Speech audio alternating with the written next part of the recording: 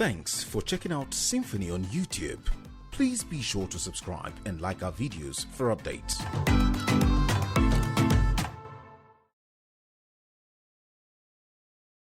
Okay, how will you describe the atmosphere there? It's supposed to be a thing of joy.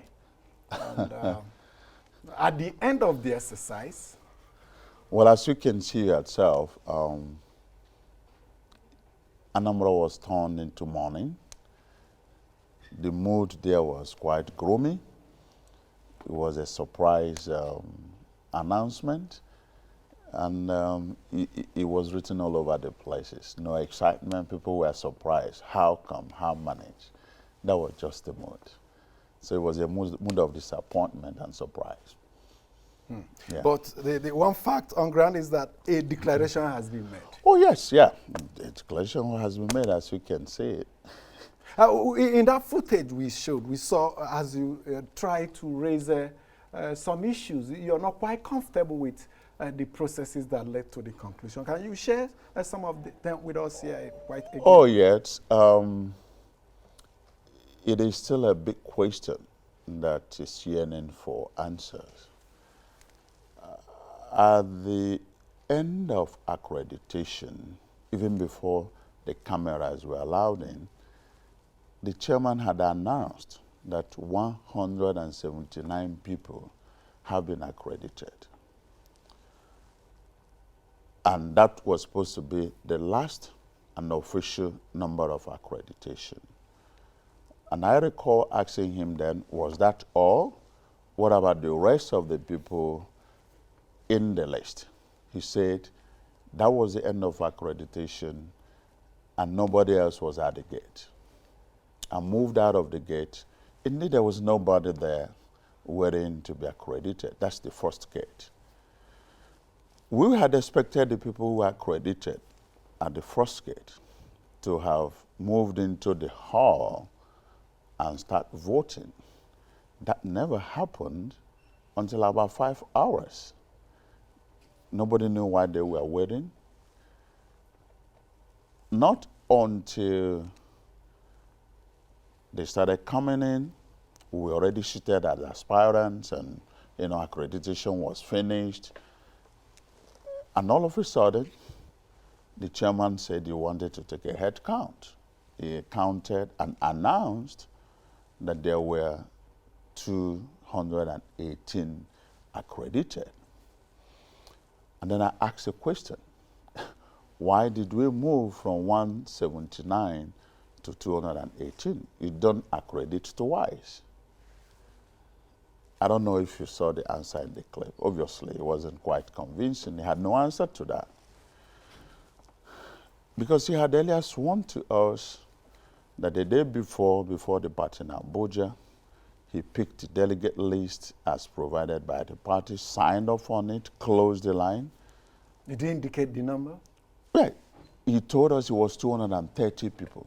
And that was the original list the party sent to us a day before the primary. Because by law and regulation, you are supposed to disclose the delegate list. That was what we were working with. So when he swore that he had made it known that if anybody would try to pressure him to do anything outside the list, he would abandon the job. In fact, one of his panel members even went further to say that the man had switched off all his phones. So we relaxed that no matter what happens to the list, we are coasting home with 70 to 80% victory. That was for sure. So when he opened up again, when people had moved in to say he counted 218 people, I stood up and asked, where were these people coming from? There's a shortfall from the 230. Though it was a shortfall from 230, but it was add-on to 179 that was already accredited. You don't accredit twice. So these are questions that I've asked, and nobody has given me an answer. Our findings obviously were very clear. 179 were accredited. They found out that within that 179, we had about 80% of those who were willing to vote for us. He pretended as if all was well, kept the people waiting out there, and then they started manipulating the list. How did you reach that conclusion? Oh, yeah, it was clear, because while we were there, the list was changed 3 times. And those out of 179... Who changed the list 3 times? The chairman should let us know. But out of those and the party office, out of 179, good number of people who were in the list at the main gate at the first accreditation, who were mainly our own people. By the time they got to the gate into the hall for voting, they were told their names were not on the list. And when those people, even those names were, we didn't know what was happening because I was already inside. But were you, all the aspirants, were they privy of the updated delegates list as these amendments? No, the only thing we had was the list that came a day before the primaries. Because, you know, by the requirements, the constitution and regulations of the party, you are obligated to give the list to the aspirants.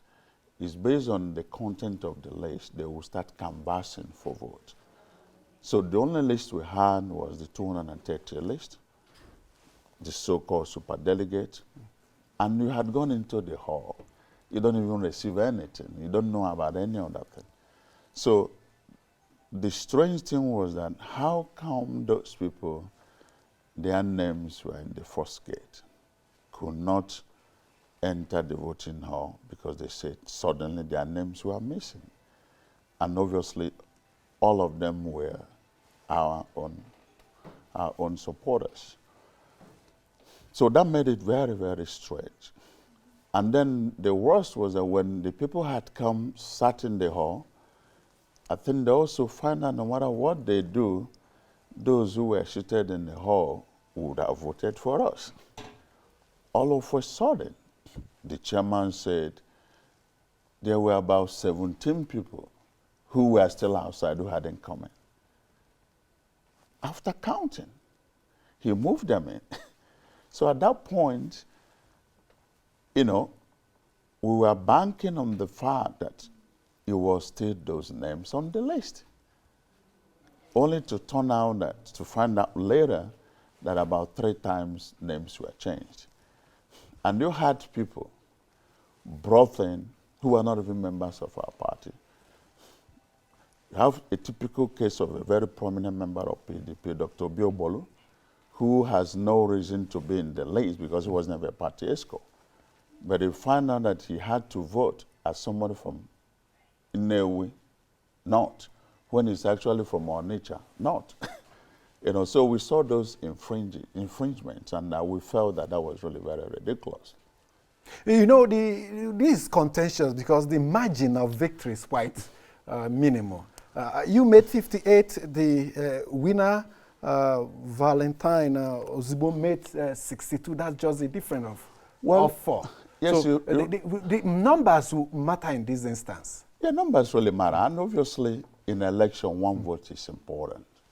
But something of note there is that that margin even came after all those manipulations. Before that vote was announced, Valentine was not in contention. He was not even on the 3rd. He was not there. He wasn't there. But he ended up as winner. Before they got to that 60, there was a collaboration which is expected. It's part of what they expect in politics. Alliances and there were alliances that took place 1-2 hours, and all those ones were just all working. And even if at the end of those alliances, it still did not give them the numbers they needed to beat us. We were domitable in that race. He didn't give them the numbers. So they ended up also, the chairman had to go outside, not less than 4 times, and each time sometimes stayed 30 minutes outside. We were wondering what it was. He took over the accreditation himself with his own team, pulling in people in and out. So our people were stopped. Names were just golden. It could be for a breath of fresh air. It could go out for a breath of fresh air. No, he was working on the delegates on the list. We know that. Working with who? He was there at the gate, pointing who would come in and who wouldn't come out. But you know, the other thing is this. all the authentic delegates to that election were supposed to have their tags, photographs, prepared at the party secretariat in Abuja. The chairman came with all of them. But you find out a good number of those people that came in with tags, with our photo, and their names written as delegates. So that was a time already, it was already late when we saw that happening. So those were those folks that were not in the list. Did you raise issues with these developments? Yes, we asked that question. At that point, voting was going on, and when you are there inside, you don't know much about what is going outside. And then the funny thing also, that the party, by rule, had requested for two agents. So at every point in time, from each aspirant. But the chairman refused to use the agents. He had asked the first agent in the first accreditation to be done without agents. That was suspicious, but we felt, we had such a confidence that no matter what they do, as long as they were working on that list, nothing would have changed. That list, the controversy did not start on primary election day. Yes. It was the subject of several litigations in court, throwing up counter rulings from different courts of concurrent jurisdiction, making references to the particular delegate list to be used or not to be used. Don't you think this helped to throw up this confusion? To some extent. But I really believe that it would have been avoided. There were two judgments. The first in time, which was since 2018, was the judgment confirming Ndubuisi Nwobu as the authentic leader of the party. Yet, towards the process of the primaries, there was another judgment from the same court of concurrent jurisdiction. But whatever that is, because he was from the statement of the party. The second judgment recognized another faction different from Nwobu. So the party, in its own statement, had said, due to conflicting judgment, they were supposed to dissolve the executive, using the functions and powers conferred on them, assuming they are right. But on Friday, leading to the primaries on Saturday, there was a specific court order served on the party saying that the authentic version of the party to send their delegates to the election was supposed to be the Ndubuisi Nwobu-led executive. We were worried and surprised why that order was not obeyed, because at that point, the issue of superdelegates came up.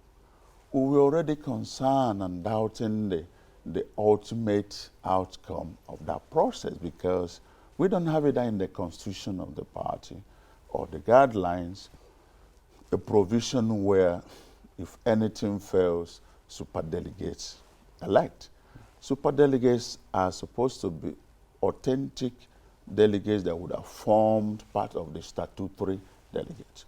Because our party constitution was very specific. What makes a quorum in a state congress for nomination or election of the party candidate, and which is the statutory delegates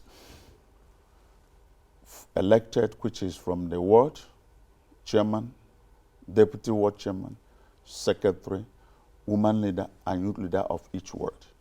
We have 326 wards in Anambra State.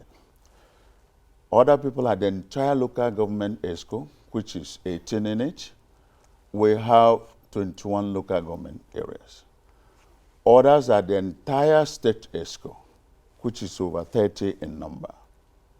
So with all this put together, we were expecting nothing less than close to 2,000 plus statutory delegates, before you talk about 3-man ad hoc. So the minimum is that these 2,300 and something delegates are supposed to be the minimum number in which the quorum to legitimize any outcome of the Congress should be 2/3. So by all means, you expect nothing less than 1,500 people to vote. So we were already concerned. We had meetings of aspirants. Some people were of the opinion that we should insist that the process should be called off. But there was a process ongoing, and things were happening so fast and so quickly, you have to tag along. And of course, there's a timeline for which the party to well, there's a timeline, you know, but the last day for primaries was supposed to be 1st of July. But you see, my concern and the biggest problem was that within the last 4 years, these statutory delegates have been the party members working so hard, toiling, sensitizing people, promoting the party, engaging the voters. And they were looking forward with a lot of excitement to go and choose who their favorite candidate should be. But with this act, the carpets were pulled off their feet, and I can tell you that that level of disenfranchisement would have been avoided if the party probably was not collaborating with anybody who felt engaging those people, obeying the court order, and complying with the judgments would have not favored him or her. I think they were not, those things and that decision to use super delegates were not done in good faith. But nevertheless, I've told you here, Amechi, that I'm not in this race to complain, because when you complain, you lose. 24 hours when these names were announced, we went in there and secured a large chunk of 80% of the vote. I've looked back, I don't see anything we would have done differently. At the venue, 1 hour, 2 hours to the event, it was obvious that we had no match, there was no context. It was all those last minutes removing, adding, removing, Did adding. you not anticipate them? You rightly talked about alliances. Did you not anticipate such deft move, even at the last second? Alliance could have not saved them. We had our own alliance. We were actually the first that pulled the first biggest alliance. Oh, yes. Before we got into the hall, all those people that resigned and pulled out of the race aligned with us. It was one of the biggest shockers. I know you win an election by conspiracy. We're not worried about that. We anticipated those. We had answers and plans to them. It was not those kind of alliance. It was no kind of conspiracy. It was just the cheapest way you can win, adding numbers on top of numbers. Okay, let's take a break now. A lot more to talk about. When we come back, please do stay with us. When the issues are critical, germane to Nigeria's democratic process, politicians can only be seen maybe on television by judges. They should not intermingle, because once you intermingle, then you destroy the systems. when the personalities are big, important to national discourse. When you reach certain stage in power and you demonstrate arrogance to the extreme, there's no other thing that will happen to you other than to fall. When the developments are seemingly complex, confounding like a 1,000-piece jigsaw, that's when we require bold, sound, and analytical minds to help put the pieces together. Jigsaw with Benga Arileba, now showing Tuesdays and Thursdays at 1 p.m. on AIT. Jigsaw, demystifying the issues. Thank you so much for staying with us. I've been with Dr. Obiora Okonkwo, runners-up in the PDP Anambra State Governorship aspirants, as we take stock of what transpired during last penultimate Saturday's primary in that state. Thank you so much for staying with us. Thank you, now, I know there are established mechanisms, internal mechanisms to redress perceived wrongs within every political party post-primary. PDP also inclusive. I know they have set up an appeal panel. Have you taken your observations to that panel? Well, Amechi, the fact is that we didn't. I did not see any need for that. we are not desperate. And we felt we could do, the result would have been different. We expected a different outcome. We were supposed to have won, everybody knew Don't we you have won. confidence in the ability of the internal mechanism set up by the party to give justice? I do not think it was necessary to go to the party. There were a lot of discussions about that, and we decided not to go because the party at the beginning of this process had assured everybody that it will be free and fair. It should be in quote. You don't expect anything to be entirely free and fair. We knew the problems. Substantially free and fair. We knew the problems. We anticipated them. And believe you me, we had 99% solution. But we never knew that a panel, in collaboration with anybody with soul, would descend so low to finish accreditation and start accreditation, to finish calculating and stop some people from moving in and moving in people that were not even members of the party. We never anticipated that people should be that desperate and inhuman. So, and in the peak of all those, it has to do with some people who feel they need a lapdog as their candidate. So the party may know what probably had transpired, and we felt it was not necessary because so in you our think own the language, party was part of it? I cannot pinpoint, but nothing would have happened when you send list and send list and send list. You know, I'm not complaining. Well, I'm not here to complain. I'm here to state the facts and, you know, enlighten people who might have been anxious to know. Because everything that has been in everybody's mind, what happened? Where is this result coming from? Who is this person? So we've been having such calls, tears, people crying. Anambra has been in a mourning mood. But for me, we have a saying in Igbo language, "Nemanje fonye baloge beko wagembo." If somebody has given you a shot, you shouldn't go back to that person who shot you to remove the bullet, because it could be an avenue to even push it deeper Your further. situation can worsen.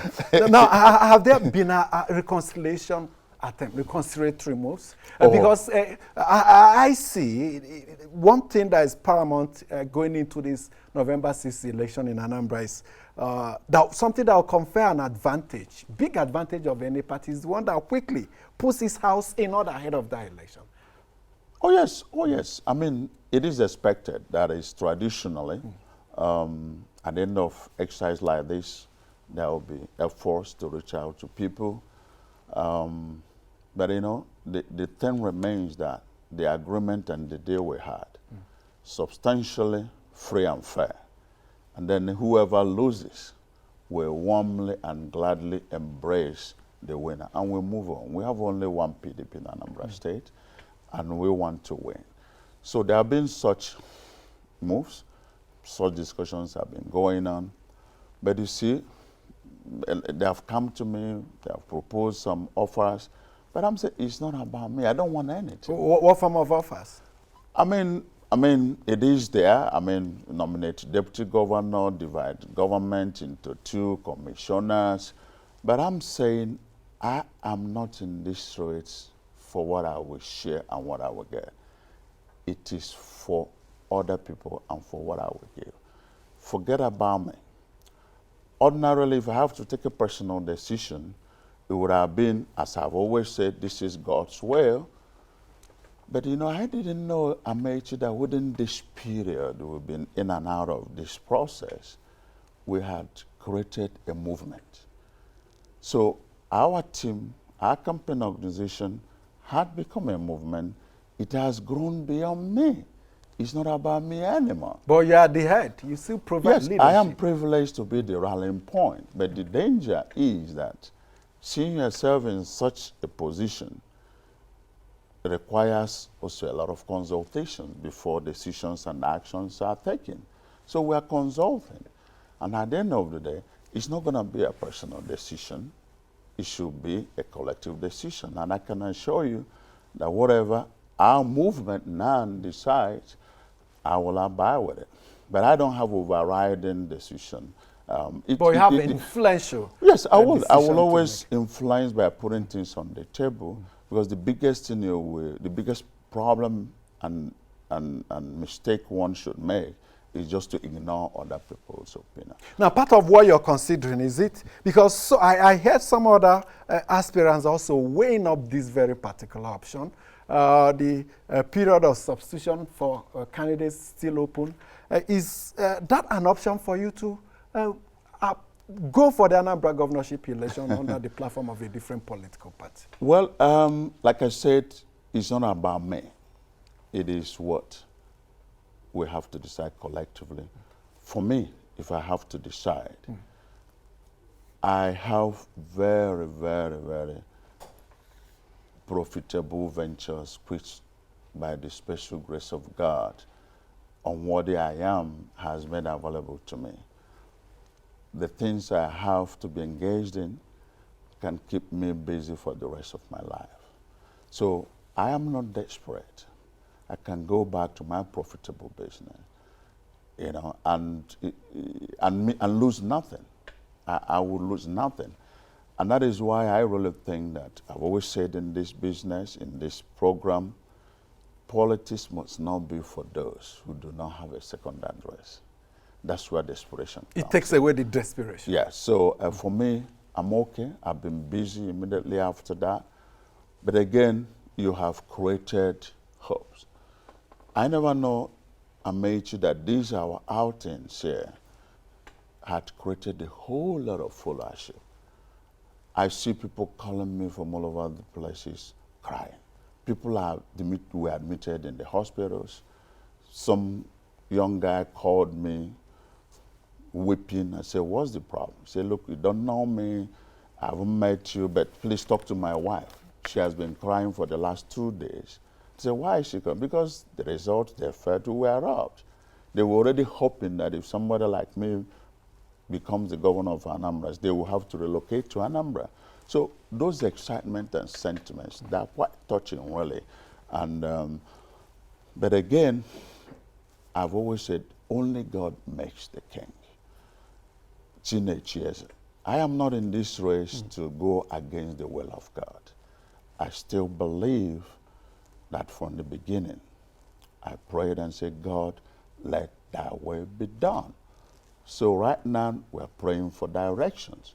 If you put yourself in a place like me, you may have lost your independent ability to take decision as it pleases you. That's one of the predicaments you find. So, in other words, moving your supporters into another party with a view to running for the governorship of Anambra is one of the options you're considering, your group is considering. Well, they haven't come up with, we have a committee that are looking into a whole lot of things.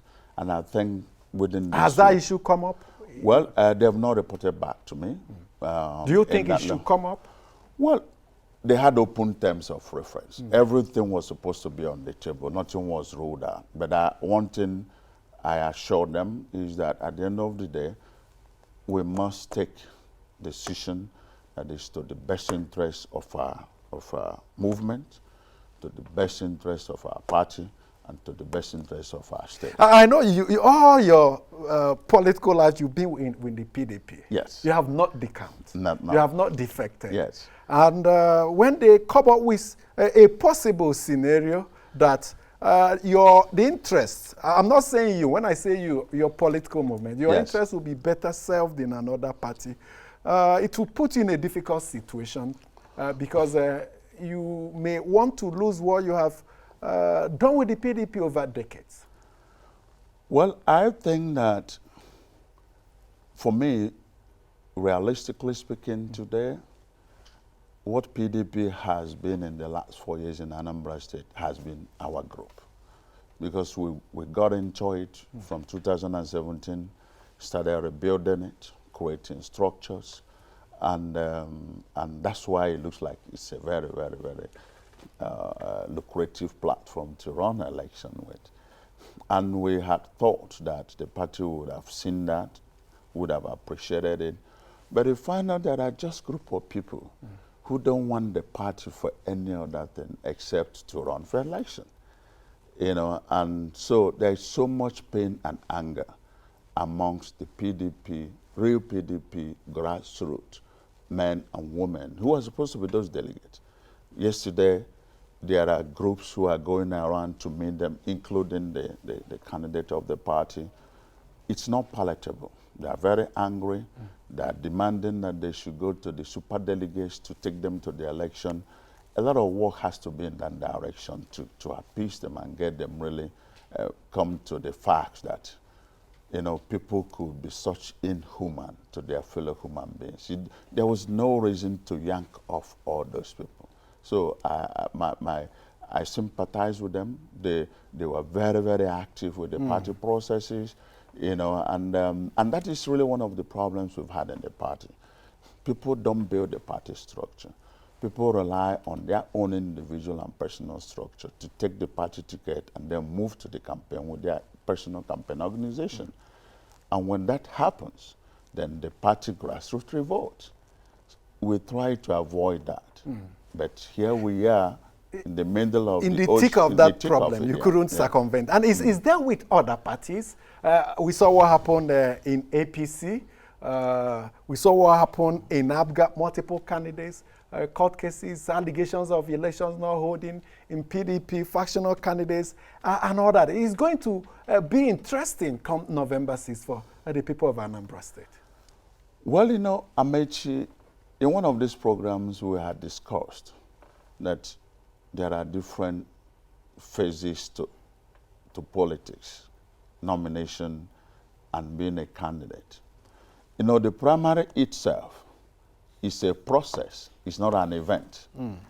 You know, there are activities that should lead to the primaries, and those activities must have been seen to be fair and consistent with the rules, guidelines, constitution of each individual political party.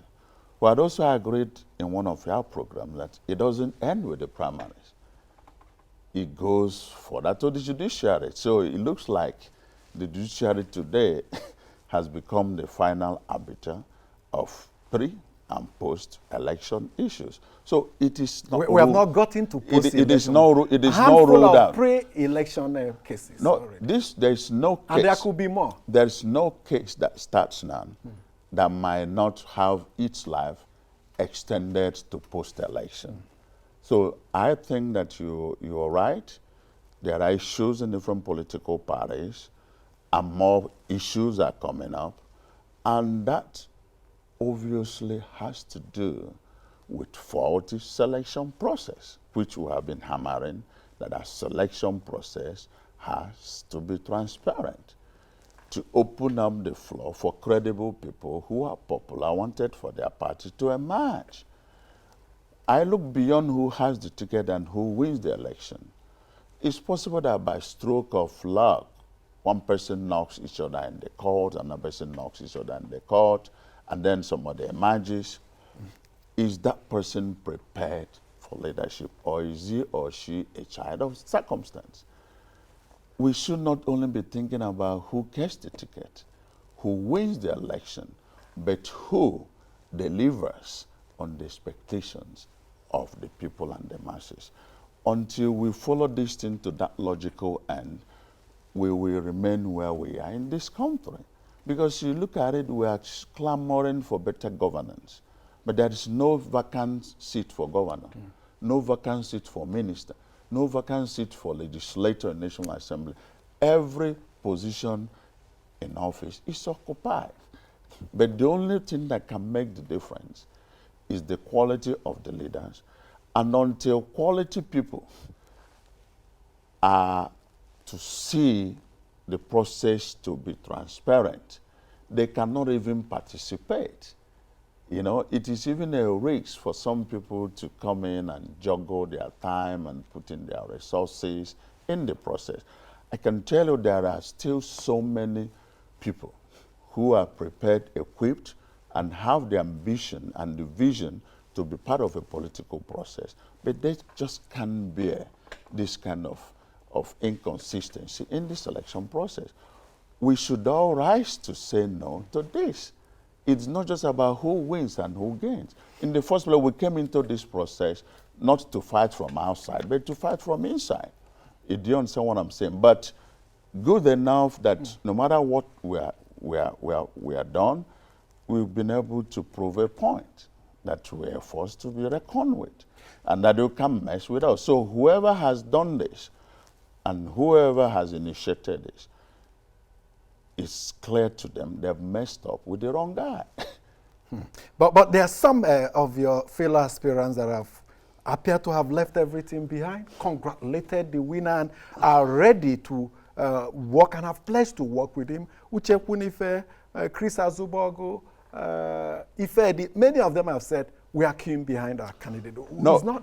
Is it not an option? No, I mean, every option is on the table. But me, Amechi, I can only say what I mean and must mean what I say. So any word that come out of my mind or my mouth must be what I stand for. You know, typical politicians might be saying one thing today and doing another thing tomorrow. So that's why you think it may be a play? But you know it happens. I'm not saying so, but I'm just telling you that it's better for me to take my time, do proper consultations, and then take decision that will last. Anything is on the table. It might come up tomorrow and it becomes what the outcome will be, but it just has to be what we collectively, I mean, the people were in angry, you know, mourning mode. It's not really the best of the time in the last few days to start, to already in the last 1 week. It is so deep, and I never know how deep. Even this morning, I do get calls, and people will start crying, will continue to cry over the phone. So we are gradually coming situation. We are holding down on our people and asking them that, look, don't forget, there's nothing that happens that God do not know. Let's still wait on the Lord, pray, because eventually He has the final say. Man has done their bit, but God has the final say. Absolutely. And I've told you several times over and over in this program that we just don't want that power that comes from man. It must come from God. And I knew that if God use the man to deliver it. Because it's the man that will do the thumb printing. But there were men to deliver it. But those, if any man, which you know happens, works against the will of God, it's only God who will deal with the situation. So in all of this, we are still patiently waiting and praying to be guided in all our actions. But you know it for me, personally, I wasn't expecting anything. I am here to give. I am here to add value. And I was looking for this opportunity, and God knows my heart. Now, come November 6th, Anambra, I raised it earlier, I'm raising it again, will be very interesting. 3 big parties, PDP, APC, APGA, meshed in internal squabbles as it were. The hope is that they will deal with it ahead of that election. Some say it's a 4-horse race, YPP, and possibly any other party that may gain from some of these problems in other parties. It tells you that, like we saw in the past, margin of victory may be very low. With 80,000, 100,000 votes, someone could become governor in Anambra. Oh, yes. It is really, it's going to be really very close. It's going to be tight. We never expected that it was supposed to be an easy election. Even looking into the election, our team had already looked at 500,000 votes as minimum that we would have put together, because you see, you have in Anambra over 4 million registered voters, over 4 million. The so-called 21/21 by APGA was just 234,000 votes. Merely just about less than roughly about 7% of the registered voters. There's still a big problem. It's because people, this whole selection process that is faulty is already affecting the appetite of the electorate. Do you understand what I'm saying? Because if you have a popular candidate that has a mass appeal, he will be able to energize and pull out the voters from their hiding place. But with this, some of them are already disgruntled, and it affects eventually the outcome. Somebody has won election with 100,000. In fact, Peter's second term, Peter Obi's second term, was just 94,000 votes. It was unpredictable. It was such a low number because you have senatorial districts delivering senators with 120,000 votes. So whatever happened, that a whole governor of a state with about 4 million registered voters pulled 90-something thousand votes. It was a mystery in our own political process. We don't expect that to happen. We were working towards avoiding that. But with the way things are, when people don't relax to listen to the vision and the programs of the people, but they read demoralizing cases of court litigations and all that, it affects the outcome of the numbers.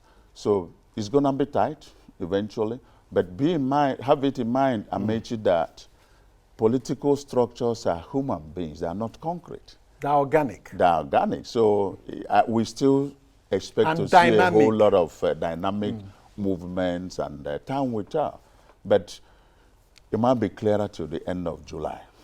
But I can tell you that some of these post-election litigations will be even beyond November.